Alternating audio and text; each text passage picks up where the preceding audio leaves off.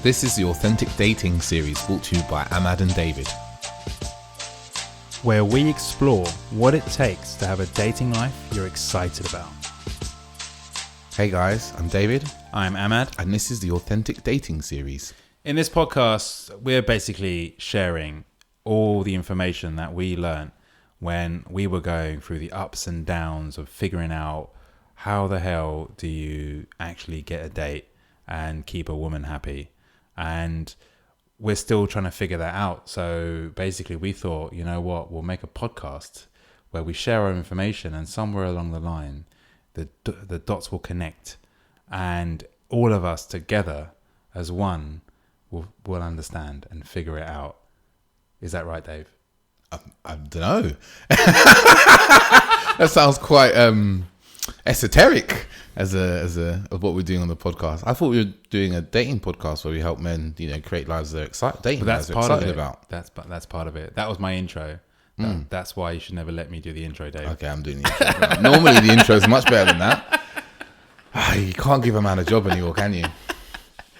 No, so this podcast is about helping guys with the knowledge that we've learned when we used to be dating coaches, and over the last 6 years, we really kind of took a step back from the scene and coaching, and we just lived our lives, and continued to progress and understand ourselves better. Gone on a lot of dates. Yeah, gone on a lot of dates, and now both of us are, I think Dave would like to say 30 something. But we're actually 35. Yeah, 35. I'm old now. Fact. Over that hill. Yeah. And it's actually quite an interesting age because it gives us a lot of hindsight and perspective. And really connecting all of these dots together, we can really see what has served us and allowed us to become more free, more able, and having a lot more success and fun in dating. I'm amazingly in a relationship. And Dave has been exploring the fringes and the extremities of the dating world, and so together we really bring an interesting dynamic, because on this podcast we've got David, who I feel has always had a sense of confidence with women, and me, I was shook and awkward as fuck since the age of 0. So then here we are today, like, in a journey, coming to a meeting in the middle almost. I like to think of it like a meeting in the middle of an understanding of what it is to be relaxed, chill, free, fun in our own lives, and also in dating. So really, as much as we're talking about dating, and this is a podcast about dating, it's also a podcast about lifestyle, and who you are as a man, and who you are as a person, and a character in the world, because that is who you bring to the table when you go on a date. So that's just a very long, short intro by me. About what the podcast is about. Yeah, so, you've got a good idea of what the podcast is about. Keep listening, because we're full of golden nuggets, and we're not talking about the things you find in your underpants. That was disgusting. I'm not even going to add to that. Yeah, so I'd like to start by thanking listeners for reviewing our podcast on iTunes and for sharing with friends. Like, I've had, a few instances where other people have shared it with people, and then they've told me that their friends have really enjoyed the podcast. So thank you. Keep sharing. Like, even if it's just with one person you think it's going to help, or one person you think it might not help very much, because you'd be surprised what people can get out of something. Yeah, and just, big thank you to everyone for listening and so forth. And what have you been up to, AJ? Me? Yeah. Well, what have I been up to? I've been running the podcast while you've been away on a Vipassana retreat. So that basically involved, you see, David and I, we split the job. David handles the technicals and the audio. I handle the visuals and the what we call the slides for the Instagram and Facebook and whatnot. But in David's absence, or vice versa, in my absence, one takes over the helm. So that's what I've been up to. I've been editing. I've been taking out sound clips. And in addition to that, I've been looking after my girlfriend's dog, and I'm more of a cat person. So but the dog's cool. The dog's pretty chill. The dog is very chill, man. I've actually grown rather fond of the dog. Oh. Yeah. I'm now understanding dog much better. Yeah, she's cool. She does that thing where you go roll over and she rolls over. Oh, I like that. Yeah, it's jokes. And then the best thing that she does though is the high five. She high fives. She high fives. I Yeah. haven't On seen her do cue. that. On cue, man. Yeah. It's pretty, I guess, impressive. But but then again, I don't know dogs very well, so maybe it's not that impressive. Not all dogs do that. But to me, it's pretty cool. I can barely high five myself. Cats don't do that. No, cats don't high five. Cats don't do shit. Cats do what the fuck they want. Yeah. And you, Dave, I mentioned you've been on a Vipassana retreat. I think you're bubbling to say something about it. I spent 10 days in silence, not speaking to anybody, not communicating with anybody, and just meditating basically for 8 hours a day and eating a little bit here and there in a retreat space over in the kind of almost in Wales. And yeah, you do a lot of meditation, you do a lot of not talking, and you do a lot of thinking, which was pretty good. If any of our listeners have done it, you know what a positive experience it is. I know it scares a lot of people thinking about not talking to anybody for 10 days. Oh, and you're there with like 100 other people. Who are also not talking. And yeah, but it's amazing. You shouldn't be so scared of your own thoughts because they're not as bad as you think they might be, left to your own devices. So yeah, it was an amazing experience, and I've come back with a very new sense and understanding for pain, actually. Why is that? Because when you if you try and sit for an hour in one cross-leg position, it becomes quite painful. Yeah, I can imagine, actually. Yeah, wow. Yeah, perhaps we should do an episode on that at some point. I think Arse pain. Well, not the arse pain, on the Vipassana. Oh. Because I think you learned quite a bit about dating somehow, Yeah. despite not speaking to any women for 10 days. Yeah. No, yeah. There's a lot to be gleaned when you're left with your own thoughts and you think about your own dating life and how things pan out, and also how we deal with certain things that come up in dating. Yeah, I had some quite inspirational ideas, and I forgot a lot of them as well because you're also not allowed to have any writing material. Wow. So yeah, cool, so that man. was pretty cool. Amazing. Of course, we'll get into what's this episode about. So in this, I'll talk about that bit, since last time I gave you free reign to talk, it all went wrong. So this episode, we're going to talk about moving on from long-term relationships. Like I've had, in the last about 2 years ago, two-ish years ago now, 2.5 years ago. 2.5 years ago, I broke up from a very long-term relationship. And that was pretty tough. And there's a few things I learned from that. And as before, I've broke up from long-term relationships, and we just kind of come up with a few kind of ways to kind of move on from the heartbreak and integrate yourself back into the real world. Yeah. I mean, same for me when I broke up from my last long-term relationship. Like it is something that, especially as you get older, it's like, when you're young, it's kind of fresh or new, and you're dealing with like more the raw emotions. But then as you get older, the experience, the fatigue almost. There's like a sense of like, I'm not this again. Yeah, there's like a sense of that, and then the getting back in after being out, and by back in I mean back into the whole dating pool after being out of it, and then in again and then out again. Well, it depends on your nature, I suppose, but yeah, like there's some people I've been speaking to recently who have been in that situation, and yeah, it's not, it's never rosy, it's never great, and of course you can put a spin on it. But as a friend of mine actually said to me when I broke up from my last long-term relationship, and he was like, "Oh, I'm sorry to hear that," and I was like, "Oh, it's okay." Like I was playing the cool, collected, got my shit together character, and he was fine. Yeah, I'm fine, which stands for false, insecure, neurotic, and something beginning with E. So please write in with your answers. yeah, for a special prize.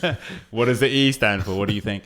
Yeah, but yeah, you're pretending to be fine or whatever, just playing it cool, and he was like, yeah, cool, I get that.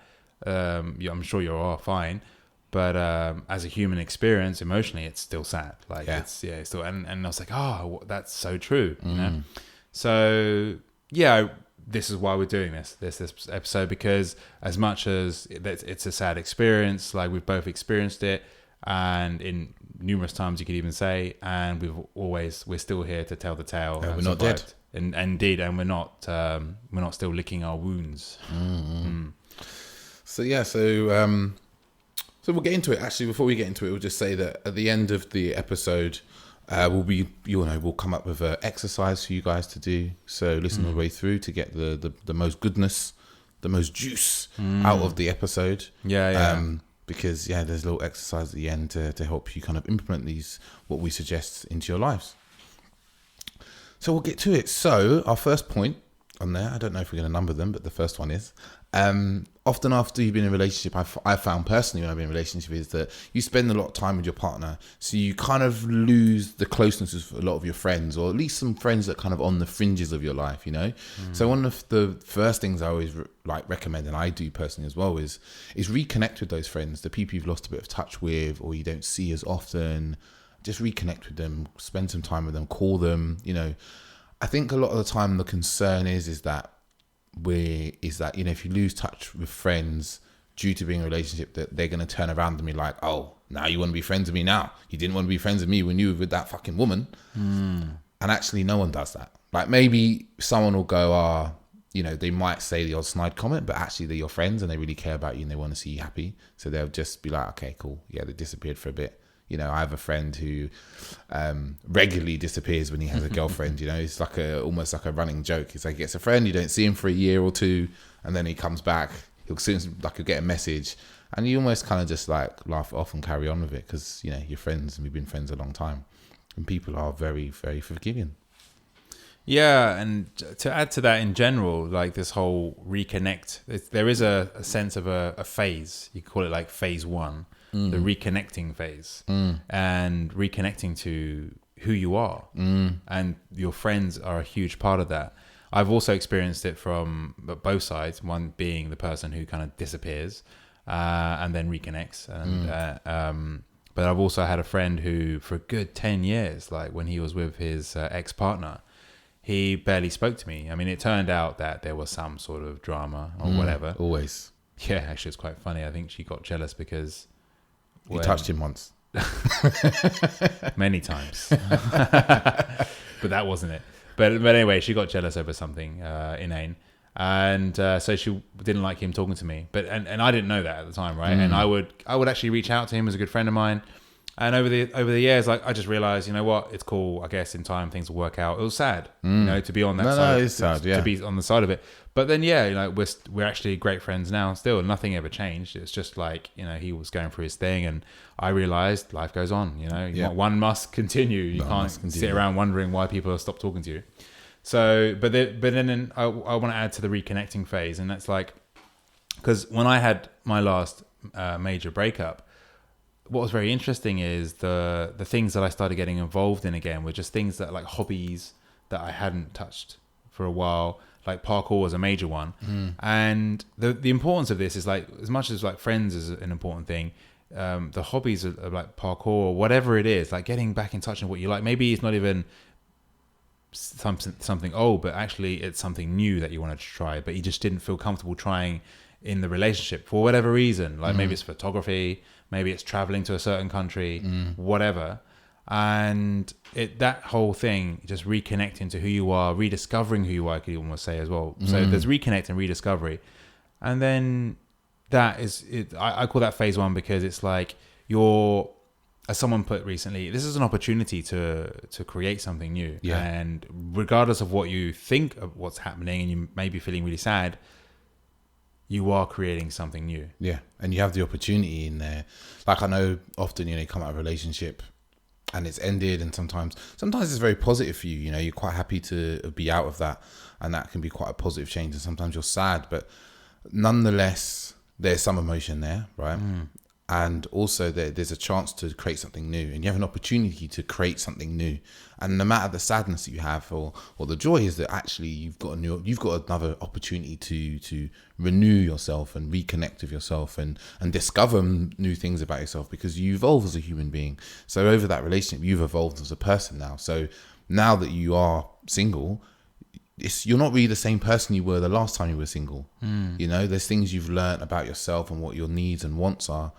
and you can go out in the world and start, you know, living into those, because those things will be different from the last time. So that, like Ahmad was saying, that might be, you know, doing new things that you love, or it might be, you know, my big thing is like getting involved in kind of educational things that I'm interested in. Like, you know, was like I did photography course for a while, whether it be like attending like seminars and workshops with that self-development stuff, things like that, just to kind of get out and learn a bit more and do some new things and get involved in things that I might not have been interested in the past, but just not had the opportunity and the time to pursue. Because I think that, you know, you putting yourself out there, and it just, I don't know, I found it to be, I don't know, but I do know, but I've just found it to be an incredibly useful thing to do after a breakup. Oh, and then I'll add one thing to that is go to these things on your own. You know, not always be waiting to say, oh, I've invited some friends, I want to go to this new gym class, and I'll invite some friends, but they don't want to go, so I'm not going to go. Like, fuck it. Like, people are going to do what they want to do, and for you to do what you want to do in life, you need to be willing to do it alone. So go and do it, because, you know, it's your own liberation you're looking for, not the liberation of others. Yeah, I think there's definitely like, because this actually pertains to something that happens in relationships where it can happen in a lot of relationships where we get so used to having someone else around and doing things with that person and intertwining our lives completely, and then we fall out the habit of actually just doing what we enjoy ourselves and going ourselves and just exploring and being our own individual. Yeah, you kind of lose that independence. Where when you're in a couple, I think is that, you know, not all couples like, but I think most couples end up in this way that they kind of do everything together. Like, obviously, apart from go to work for most people, but everything else is kind of done together as a. Well, you want to share time, right? Yeah, because you know, time is precious. Yeah. So you want to share time, and then it's like, you know, people make a focus to create their own independent time in a relationship. But I would say, by and large, in most relationships, you know, it's not going to be a 50-50 split between your individual time and your relationship time. No, it's going to be mostly, I think, partner time. In most cases, especially if you live together, sleep together, wake up together.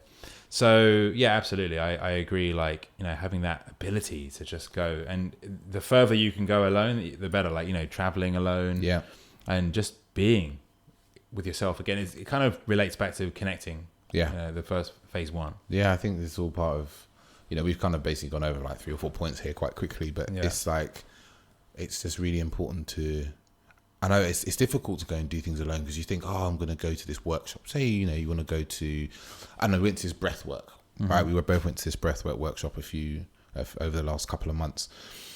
And some people might be like, oh, I'm newly single and I don't want to go on my own. Everyone else is going to be there with someone they know. And that's fine. Like, going alone is no problem. It's like, go alone. It's cool. And like, even the breathwork I went to a really interesting one. It was an orgasmic breathwork, and there was only like a few, maybe 1 or 2 couples there. Like, most people were there on their own, and it was totally fine. But you kind of get it into your head sometimes when you've been in a relationship that wherever you go, that's where couples go. And if I go on my own, I'm going to be the odd one out. But actually, even if you are the odd one out, then you can talk to the couples too. It's fine, you know. It's like they're not going to alienate you and be like, "Oh, you're the pariah. You have no one with you. We must mark you as a beast." I'm thinking as well. Like this wasn't necessarily something I did after a breakup, but something I just did in general, which is going to the cinema alone. Because there's a lot of things that we do, and it's just the reason I'm saying this is because there's a lot, like David just said, there's a lot of things that we do that we feel like you can only do in couples or groups or with friends or whatever. But then you actually realize that a lot of the things that you're doing that you think you can only do with another person, it doesn't include or involve much of that other person. Like going to the cinema and watching a movie.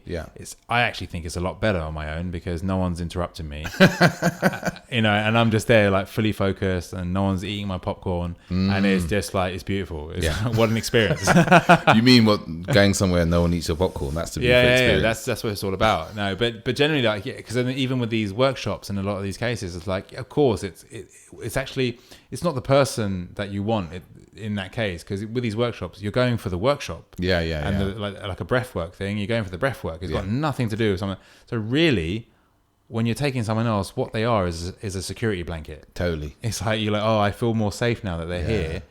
And if they weren't here, I'd feel vulnerable and exposed. Yeah. And if that's how you're feeling, like I totally get it. But you recognize what I'm saying when I say that you don't actually need someone else there to do the thing that you're doing, whether it's watching a movie or going to like a cookery class, for instance.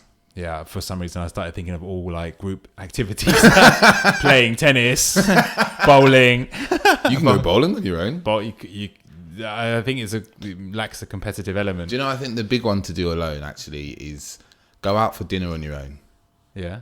Yeah, I think that's something that people really struggle to do. Like I've done it a few times, go out for dinner on my own and go into a half decent restaurant and sit down with a book. Sat there at McDonald's. Yeah, Macca's. I love a Macca's. There's plenty of people on their own in there. I love a Macca's on my own.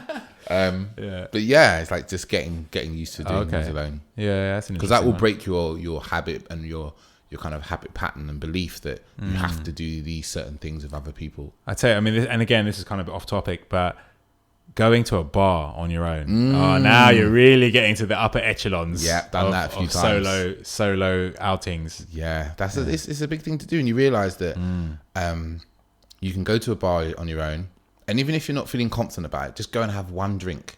Sit at the bar and have one drink and talk to one person.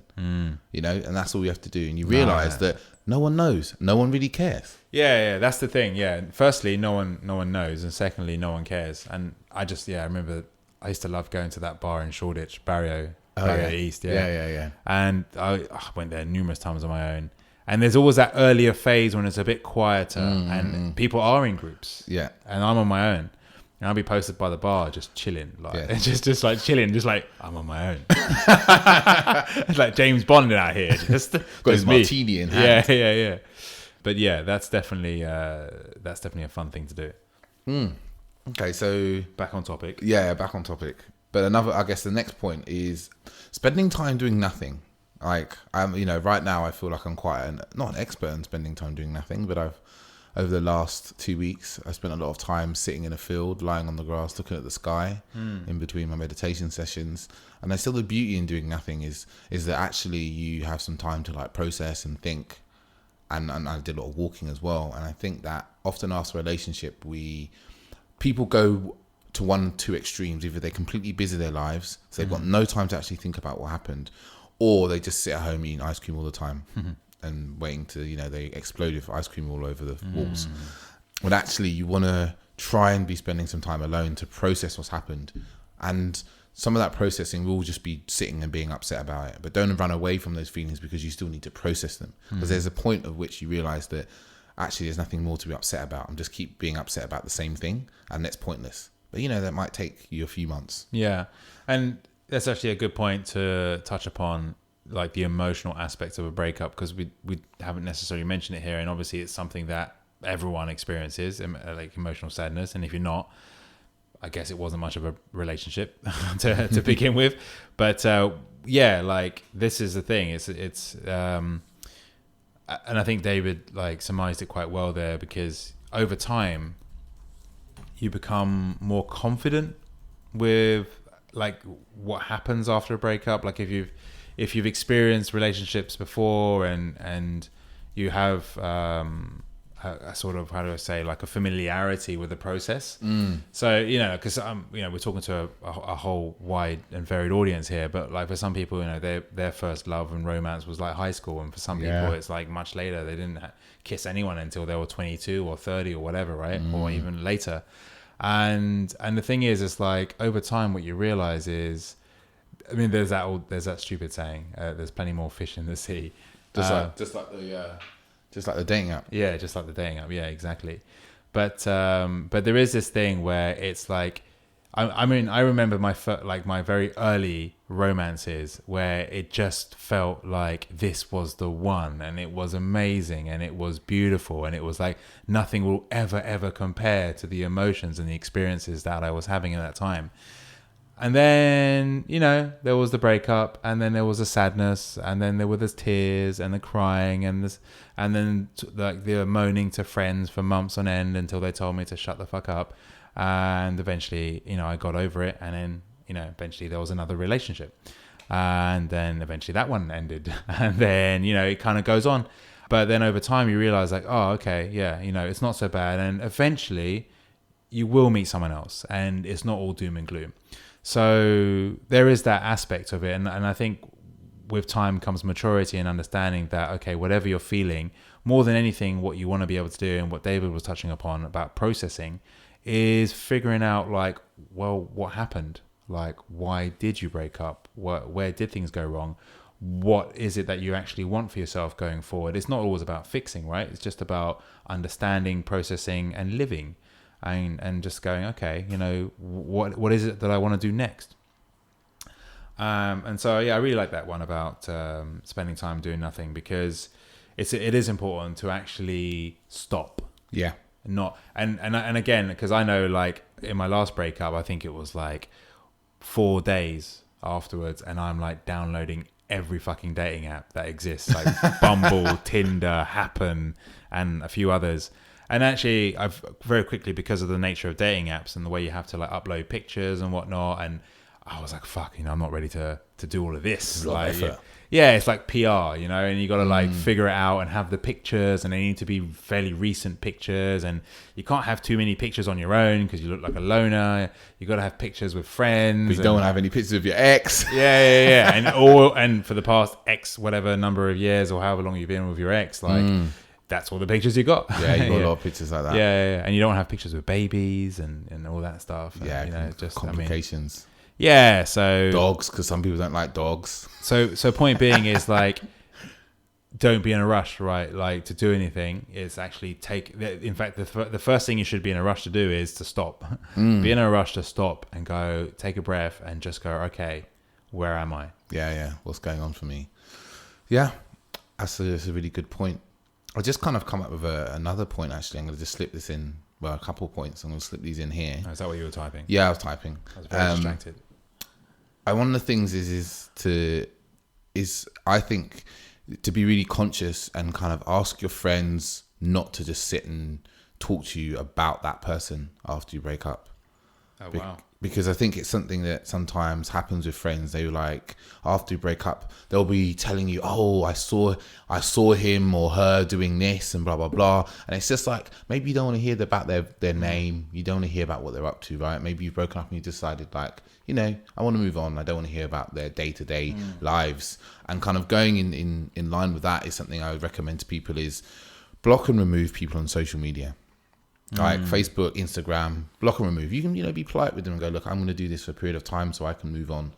Instagram even has this great thing in here. You can just mute people and just go, I don't want to see their stories. I don't want to see their posts. You can mute them, but obviously if you want, you can go and look. But if you don't have enough willpower to not be looking all the time, just block and remove. Because I know for me personally, that's helped to just go, okay, they're going to go and live their life and I'm not going to see what they're doing. And over time, it helps you stop thinking about them as well. Yeah, so way before Instagram and Facebook and all that jazz, like, the equivalent of doing that back in our high school days was essentially getting rid of photos that you had and, any sort of memories and trinkets and postcards and whatever. And when I was young, I just used to naturally just dump a whole bunch of that stuff. Like, I wouldn't keep it. Really? Yeah. So I naturally do that. And because I just realized if I don't have it physically, then all I have is my memories. And then obviously over time, then that stuff fades. And really you realize over time, like, why are you keeping a lot of these things? So fast forward to Instagram and Facebook, where basically every year Facebook will remind you because they care about your memories. It is actually a little bit tougher to do that sort of method, I find, because that method works really well in the physical, but now we're all super connected. And like Dave said, you can mute people, but you can't completely remove or eradicate and whatever. What I would add to that is, and this is possibly more of an opinion. I wouldn't necessarily have to do this, but this is definitely something that bears saying, and it's like cutting communication. Agreeing to cut communication with that person and understanding that, that it's going to be tricky, but or tough, and I mean tricky emotionally, But cut communication and really have your space, like create your space, because I really don't feel anything great comes from continuing the connection and prolonging. It's basically like having a scab and you keep scratching it and never letting it heal. Yeah. And you need that time and that space and that distance to really just find yourself and not be constantly in your face. Now, I do know people who do this differently and they believe in different things. And yeah, maybe you've evolved to that level, but I feel like on a very basic human level, we do need our space and we do need to move on. No, I agree with you. I think sometimes that one of the big problems is that we have, what happens in a relationship when you break up is that one person maybe wants to stay friends and the other person doesn't necessarily want to do that, and it causes upset, right? And you have a different style of moving on from a relationship, which again can cause upset. Like for instance, for me personally, my style of moving on from a relationship is very much to kind of get back out in the dating world, to be honest, and to go out and enjoy myself and have fun, and I can see how that would look to my exes. Like I didn't care about the whole thing, but that's just my way of dealing with things. So that sort of thing can create upset. So I'm with Ahmad there. I think actually cutting communication is a really important thing, even if you only do it for a few months. And it obviously will depend on the length of your relationship or whatever, but I think it's a really important thing to go, okay, I'm going to cut that line of communication because it's just been there for so long, and I use it as a bit of a crutch. Like, because this is probably someone you're quite close to, you're sharing your life with, and your go-to a lot was like when you're feeling hurt or upset is to go to them and talk to them about it. But actually, if you're hurt and upset about the end of a relationship, going to them is only going to kind of make both sides for you worse. I think it's something that, I know from a few friends who have stayed friends with their ex, where it just happens that, that their ex calls them up and is just like, oh, crying, upset because of, it's all gone wrong, asking questions like, why King Ladu? Why did it go wrong? So we have this ongoing joke about King Ladu. Trademark. King Ladu trademark. And and it's better just to cut that communication and allow that person to find another outlet for themselves. Yeah, and this also I would just add to that. I would say this requires a good network, because as David said, and this has been my experience as well, is like in most of these cases, and especially if you haven't been the one to decide the breakup, like this is someone who essentially is like your best friend, and now you can't go and share that really important thing that you wanted to share, and it hurts and you feel sad. And again, this is something that with time and maturity you realize that it's part and parcel of life. And so there's a grieving. There is a grieving, and I think that's actually the best way to describe it, because there is a grieving process, and anyone who says otherwise either didn't have that level of connection with the person, or I don't know what's going on, but generally there is a grieving because there's a loss. It's a loss. So yeah, and hence having a good support network in any grieving process is important, and having people that you can talk to and have those conversations with. Which is actually why, in previous episodes as well, it kind of going back to some previous episodes where we always say like men should have like good networks of like friends and whatnot, other people that you're close with that you can talk openly with and about your emotions and your feelings, because otherwise you're going to feel very, very stuck. That we've got a past episode about men's groups and the importance of having men around in their lives that you can speak to openly and honestly. And it's just been something that has been like amazing for us to have it, that at the end of a relationship there's guys we can go to and go, oh look, we're really upset, like I'm really upset, I've cried and I felt all these emotions and I feel like I might never meet someone, but someone who would listen to you and go, cool, I understand that, but you know what, do you remember that time when you moved on from it? Or do you remember that time where they can talk about their own experiences and be really honest with you? What episode number was that? That was 12. Good guess. As I quickly look for my phone. But it's just and having friends, and that's why I always say is like reconnecting with old friends that you might have lost touch with and you might feel a bit hesitant to get back in contact with, but friends are friends. They will open their arms and help you. So next point is this is one of the things I think was pretty good to do. I did a couple of years ago, was clear out a lot of your ex's stuff or the things that remind you of them. Like I know for some people that might mean you have to clear out your whole fucking wardrobe and your whole house. You know, for me, for instance, like I'll be honest to say, like I redecorated my flat about a year and a half ago, and I think a big part of it was when I came back from my travels, I looked around my flat and I was like, everything reminded me of my ex, and I was like, I can't, you know, at one point I was like, oh, maybe I'll just move out, you know, and I thought, actually, I really love my place, I'll just redecorate, and I just redecorated it all, and it just feels very much, you know, mine again, you know, because we lived here for quite a while. So I think it's important to, there'll be bits and pieces that you just need to clear out, you know, Marie Kondo that shit, you know, at very least I say is remove it from your bedroom and remove it from sight. So like, you know, if there's love letters that you wrote each other or there's cards that you had, put them in a box somewhere, out of sight, out of mind, tucked away. Like maybe you want to keep them so when you're old you have these memories. You know, I'm a bit sentimental like that. Like I've got Valentine's Day cards I probably got when I was 20, you know, tucked away somewhere, but they're not within sight. I'd have to search them to want them. But putting these things out of sight puts them out of mind, puts that energy away from you. And yeah, that's the thing. I think more people are becoming more aware, and thanks to Marie Kondo as well. If anyone doesn't know who she is, she has a show on Netflix where she essentially is a one woman on a mission to teach the world how to tidy. I think it's what she's teaching people is letting go. Well, there is that, but there's the huge tidy aspect of it.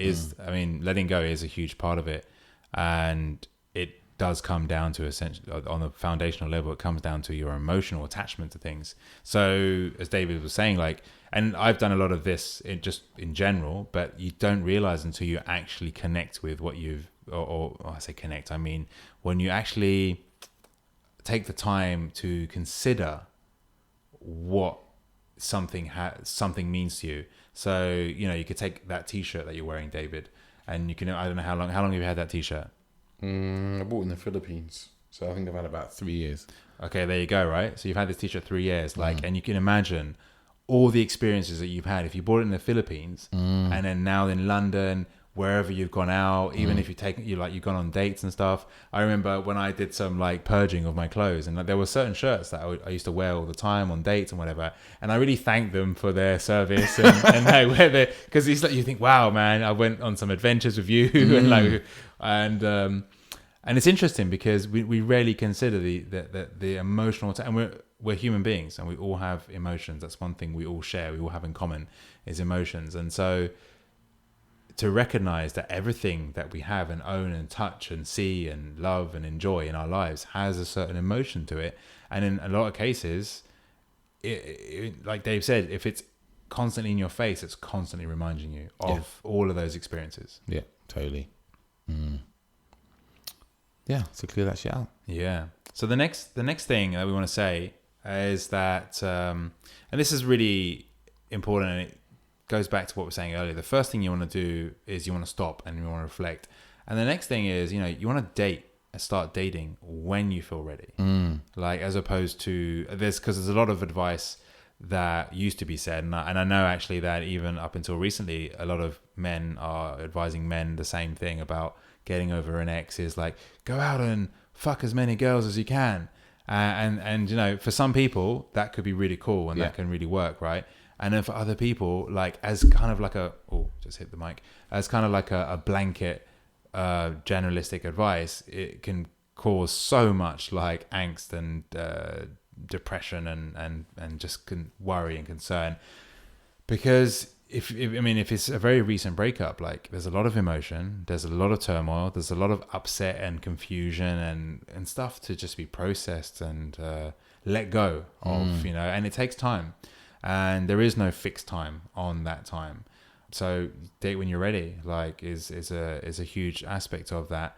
And actually, as I say that, you know, I say there's no fixed time, but there is this essence of like being open, being aware that, I mean, unless you're now deciding you're going to be celibate or like go and live in a chapel and become a monk, which is fair enough if you're going to do that. But for most human beings who want to, you know, continue living in a society where they want to kind of be with someone, then eventually, you want to be open to meeting someone. But, you know, take your time. Yeah, there's no rush. Like, I think this is a really personal one as well about when you're ready. Like I've known in for me in the past, after I've been in relationships that I'll probably start dating within a matter of months, a month or so, because I'll be like, well, yeah, I want to get out there, enjoy myself, whatever. But I might actually be dating from the point of view of saying, when I go out on dates, being like, I don't want anything serious. I'm not looking for, I've just come out of something, I'm looking for anything serious. And you go to our episode, about casual sex, which is 24. Yeah, 24, episode 24, we talk about creating casual sexual relationships. And, it's something that I definitely did a lot in the past, where I'd be like, look, I've just come out of a relationship. I don't want to jump into anything kind of straight away, and just being kind of honest about that. So, you don't have to and you don't want to be one of those people who's a serial dater that's just like hopping straight from one relationship to another, because then you're not processing. You're really not processing your emotions there. And we also did an episode about serial dating as well, which when you've done 25 episodes, you start to really struggle to remember the ones that you did before. I don't remember the title of that one. It's overcoming commitment phobia and serial dating. Number 17 on the list, if you're interested in that. Yeah, but it's just, you want to, just like I said, just wait until you're ready and you're comfortable. And it's not like, oh, I'm trying to replace that person with someone else. That's the danger you don't want to get into. Well, and just to add to what David said there, like, if that is your behavior, now you have some awareness that perhaps, that this is not healthy. Yeah, and I think this is saying this is what our podcast is about, really. I think more than anything is creating awareness about what you're doing and how it's affecting you and how you're being. Like, I've just spent 12 days in the meditation center, and it's all about training awareness. And even now, like, I've trained my awareness for 12 days. I will still be unaware sometimes, because we're not perfect. We're training. So in this, is like actually just learning to be aware of what you're doing. It's like, oh, do I just jump out of one relationship and jump into another? Oh, that sounds like serial dating. Is that good for me? Is that, Ooh, next one. You want to do this one? Well, so this one's yours. What is it? I don't think yeah, it is. Yours. But yeah, so so this is an interesting one. So one of the things we find as well a lot with guys, and I'm sure comes with women as well, but we've had more experience teaching men and hearing from men, and it's about, like, essentially it's about flirting and being sexual and being I just guess flirting, I suppose. Yeah, but it's really having that connection and conveying that you're attracted to someone. So the reason what we find is the reason why this is because men in relationships in general, they start to kind of take more of a passive approach, because if they're with a woman, they're no longer having to forage for the women. Yeah, they no longer have to go to the forest and forage for the women. You don't have to keep on telling her like that you're attracted to her in that particular way. Like, it's done in different ways. And so then, and any other woman that you meet, you don't put that on. You don't put it out there. Well, most guys. Dave just gave me a look, like, almost like, well, not most guys anyway, Dave. So, you shouldn't be doing that. Yeah. Well, it depends where you're at, right? But my point more is the case of, like, for the guys who get into that habit, and then when you come out of a long-term relationship and then you're back into dating, it can seem like, oh, I've forgotten how to flirt. I've forgotten how to express interest and these things. And the way we wrote it down on the thing is you forgot how to be a predator. Yeah. Hunting. Yeah. Now that reminds me, in the preamble, I said it was like that scene in Jurassic Park where the Tyrannosaurus Rex comes out and they've just got the goat on a chain. So then, you don't need to be a predator anymore. And so to continue that metaphor, go get the goat. Well, no, to continue the metaphor, you want to break out of the fence. You want to break out of the fence, I think that's what Jurassic Park was about. It was about a man coming out of a long-term relationship. I just realized Jurassic Park is a story of a man coming out of a long-term relationship and breaking out and becoming a predator again and taking over and causing chaos. was. There you go. Who'd have known about that? 2019, we finally got it. Was it Steven Spielberg? Wow. Yeah, man. Ahead of his time. Deep. I think he was dealing with a long-term urges. He had urges. He didn't know how to express it. And he conveyed it through dinosaurs. As only a man could. With good graphics. They had so many computers back then. Well ahead of his time. Oh. So, yeah, it's like... it goes right back to what we're saying about reconnecting, and that's a huge part of it, is reconnecting to the fact that you're a sexual being, and that it's okay to put that to put that out there. So I actually had this as a conversation with someone recently, and they were asking me, they were saying, hey, like, or actually they weren't asking, they were actually just saying, oh, I feel like I've forgotten how to flirt. And what's just obvious to me, and anytime someone says that, is what they're actually saying is that they're no longer being sexual. They're no longer comfortable being sexual, and conveying that. Yeah, that's what's just obvious. If you ever feel like you don't know how to flirt, what's actually going on there is you just switched off the sex part of your humanness, your communication. Yeah, because the truth is, then a lot of guys think that flirting has a lot of, and this could be a whole nother podcast, could be a workshop even.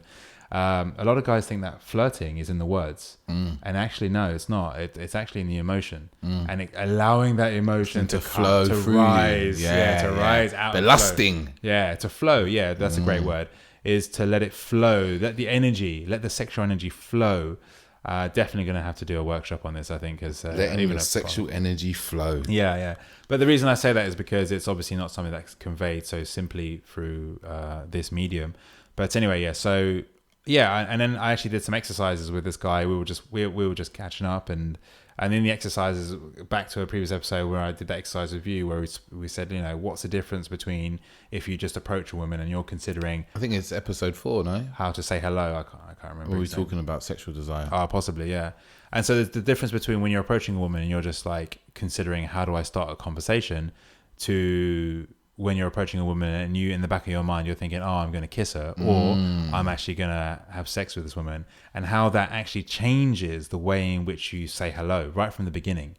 So yeah, so in that respect, then just to summarize on this point, then just remember that you are a sexual being, and to let that energy flow. Let it out, and really it comes out in the eyes, it comes out in the smile, in the way you speak, just letting someone know that you're interested.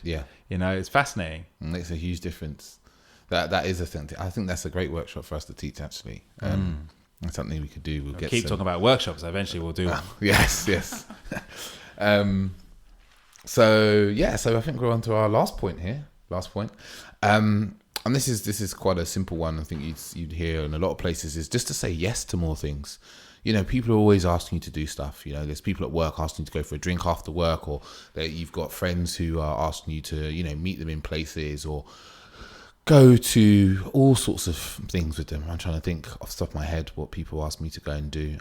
People ask me to go to strange things, I guess, like breath work, or I was seeing recently there was some sort of cacao ceremony. Even that, we went to a cacao ceremony last year. It was like, someone said, oh, Dave, do you want to go to cacao ceremony? I was like, yeah, I'll go to cacao ceremony.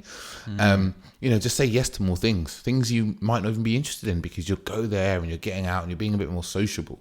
And that's one of the things that I think we kind of get out of that vibe of being, sometimes when we're in relationships, is being sociable. Yeah, and especially for those people who have a tendency to isolate themselves after a breakup. Like saying yes, getting out there, especially when it's group activities. Like I mentioned, one of the things that I love doing is parkour, and there's always people in the classes, and you're just having fun and whatnot. So it's great. Yeah, it's great. Yeah. So yeah, that's it. First of all, before we get to the exercise, just recap. And I counted, there was like a good 8 points. I mean, we mixed and matched some of them together because they do go together, but there was a good 8 points in there. And so the first one was about reconnecting with friends that you haven't spoken to for a while, because there's always friends that you haven't spoken to for a while. Just one of the main things that will help you kind of move on from a relationship. Reconnecting with your network, with the people that you know and people that care for you. And you know what, we said friends, we never actually mentioned family, and that's a huge part. That's another important one. Yeah, absolutely.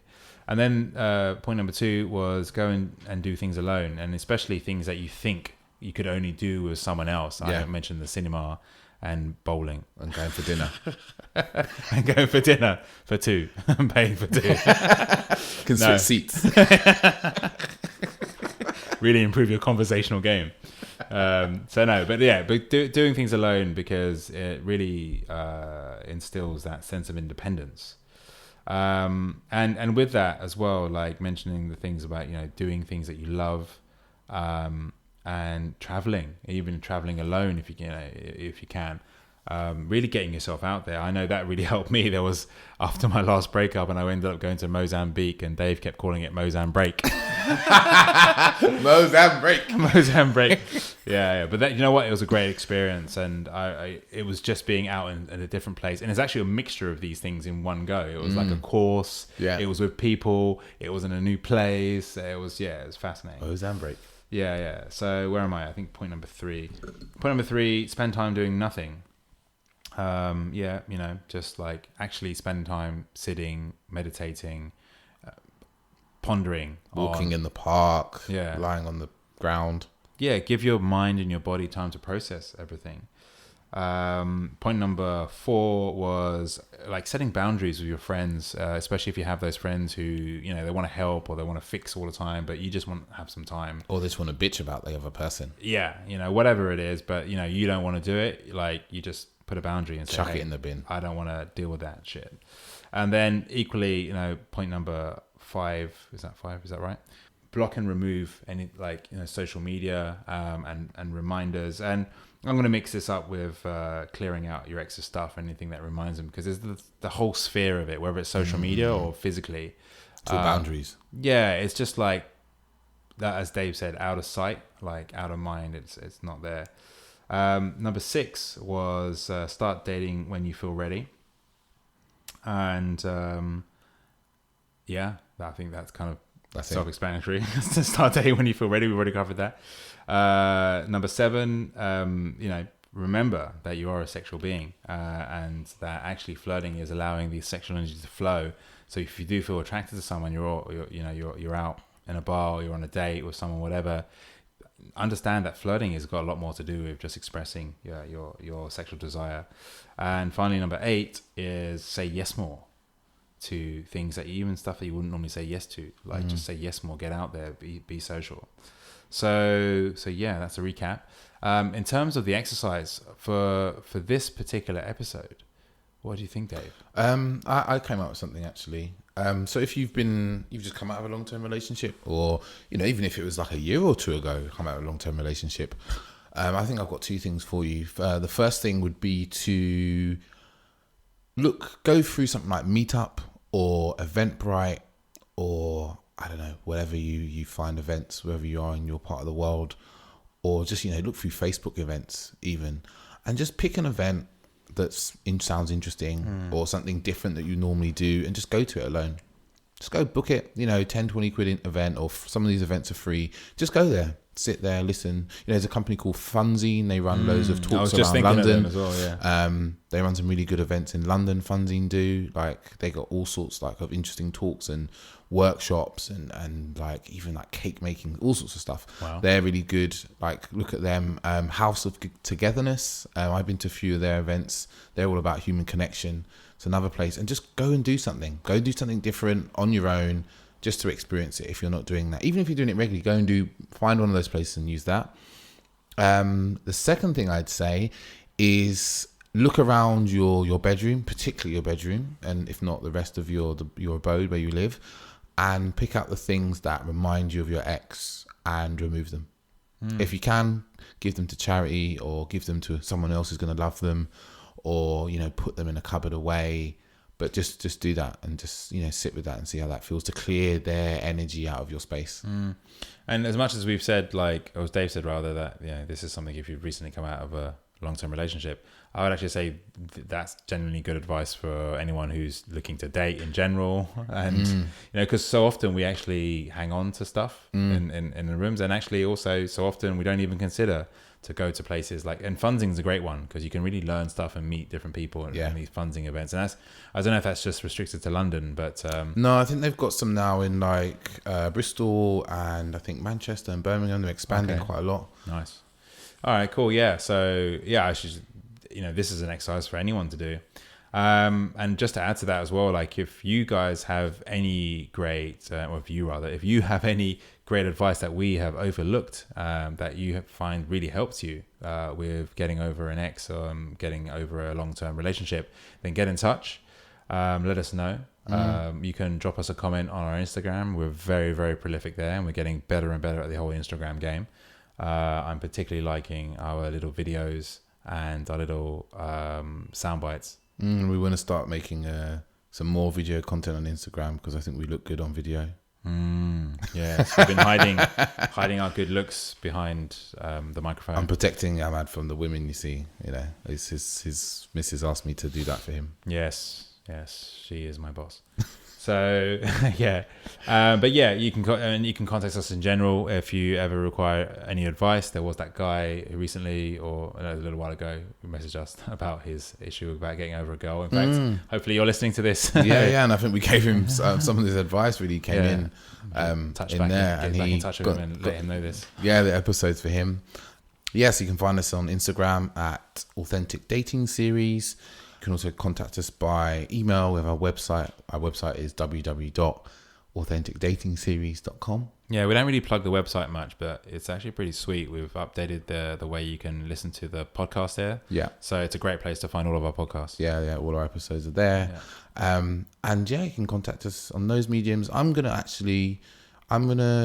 be providing some coaching. So if you would like some coaching in your dating, whether that be with things like conversation, flirting, and like talking about like allowing that sexual energy to flow, I think that's something that I'd really love to help people with. But you can listen to our episodes and really get for a feel for what I can help you with from many aspects of dating. But I think it's something I feel really cool to do again. Nice. Whether do it whatever country you're in, we can do it over Skype, and if you're in London, it'd be even better. We can meet up in person and sit and talk about what you're dealing with. So you can contact us on the Instagram or website about that. Cool. All right, that's a wrap. Wicked, it's been great. Cheers, guys. Ciao.